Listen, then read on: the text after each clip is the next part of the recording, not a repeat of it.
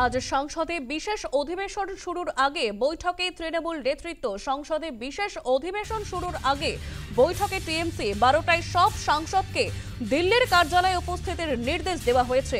কেন্দ্রীয় প্রতিনিধি দলে থাকায় বৈঠকে থাকবেন না তৃণমূল সাংসদ অভিষেক বন্দ্যোপাধ্যায়।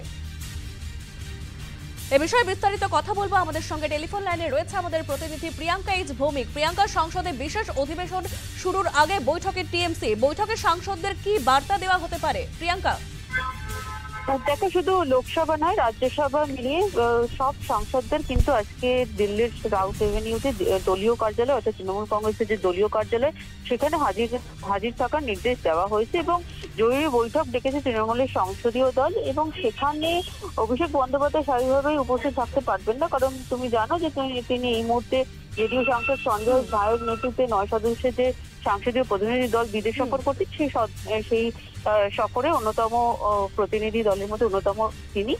সুতরাং আজকের যে বৈঠক হবে সেই বৈঠক কিন্তু অত্যন্ত গুরুত্বপূর্ণ হতে চলেছে, কারণ তুমি জানো যে অপারেশন সিন্দুরের পর লোকসভার বিশেষ অধিবেশনের ডাকের দাবি দিয়েছিলেন মমতা বন্দ্যোপাধ্যায়।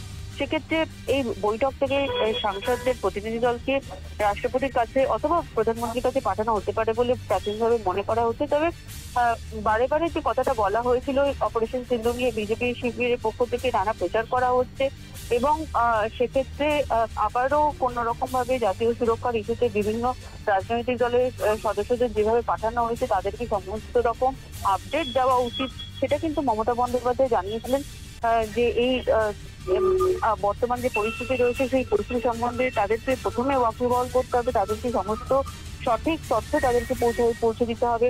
সেই কথাটি তিনি বারে বারে বলেছিলেন। তবে এই মুহূর্তে দাঁড়িয়ে আজকের এই বৈঠক ঠিক কোন কারণে ডাকা হয়েছে সেটা এখনো স্পষ্টভাবে না জানানো হলেও তৃণমূল সূত্র থেকে কিন্তু আমরা বেশ এই তথ্যগুলো পাচ্ছি এবং সেক্ষেত্রে দাঁড়িয়ে আজকের এই বৈঠক কিন্তু অত্যন্ত জরুরি হতে চলেছে, এমনটা কিন্তু বলা যেতেই পারে। একেবারে ধন্যবাদ প্রিয়াঙ্কা, তুমি নজর রাখো।